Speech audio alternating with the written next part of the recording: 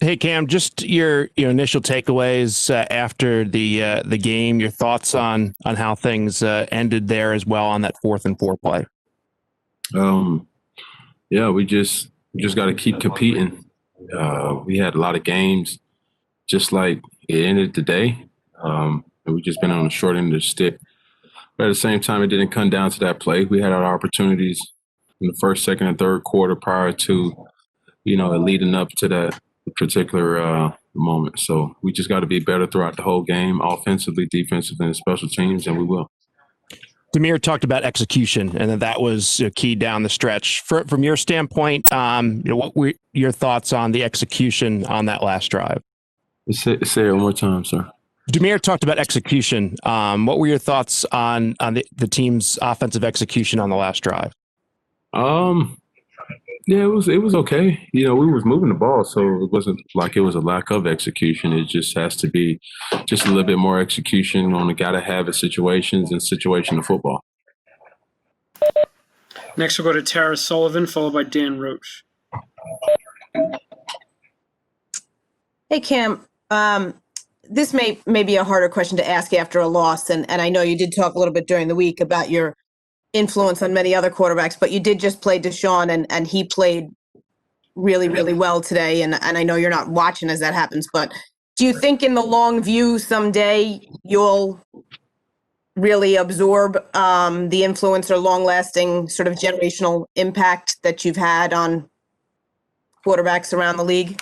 It's too early to tell right now. My main focus is trying to win football games for the New England Patriots, and that's where I keep it. Sorry, could I just follow up? Just if you could just walk through that the final play, the 4th and 4, just kind of how it unfolded from your point of view and what happened on it.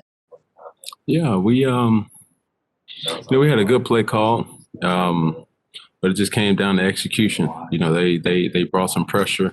I tried to make the most of it, but at the same time, that was a good defense. That team was not a indication of what their record said. We knew that they had a lot of talent on that team, especially defensively.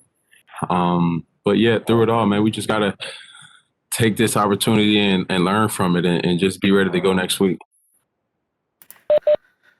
Next up, Dan Roche, followed by Levin Reed. Cam, how difficult was it to lose Rex Burkhead? It's extremely, devastating, knowing how great of a teammate he is, knowing how great of a leader he is, knowing how great, what he brings to this team. But he's a warrior, and I know he'll be back, stronger, and his influence will be missed. Frustrating was it to just not come out of here with a W? You talked about it being all about winning.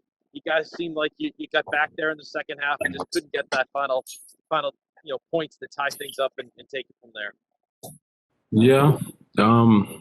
Well, I mean, that's the only reason why you do play is to win. So, for us, we just got to play better offensively, myself included. Accept challenges from where they come. Our defense did give us the opportunity at the end, holding them to a field goal, and we just got to keep thriving on becoming the best team that we can possibly be. Next, we'll go to Levin Reed, followed by Doug Kyde. Kim, what happened in the second half that allowed you and Demir Bird to have such a connection and hit on big plays?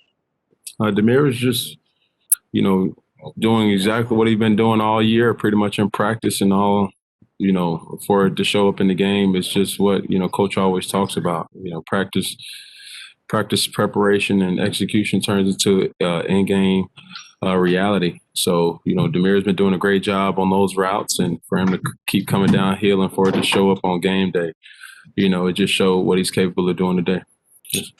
Is it as simple as doing better on first and second down so you don't end up in the third and longs that you ended up today?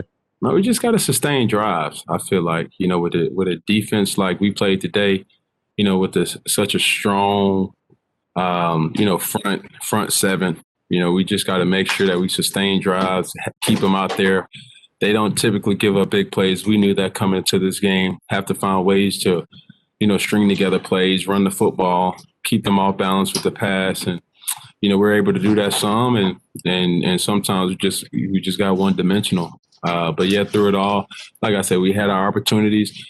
Coach believed in us, and he leaned more so on the passing game today, and we just got to find ways to win. Next up, Doug Kyde, followed by Jimmy Golan. Sorry, I came in a question or two late on this, but J.J. Watt had 4 batted passes in the game. Was there anything specific that was leading to those passes batted at the line of scrimmage? He's J.J. Watt.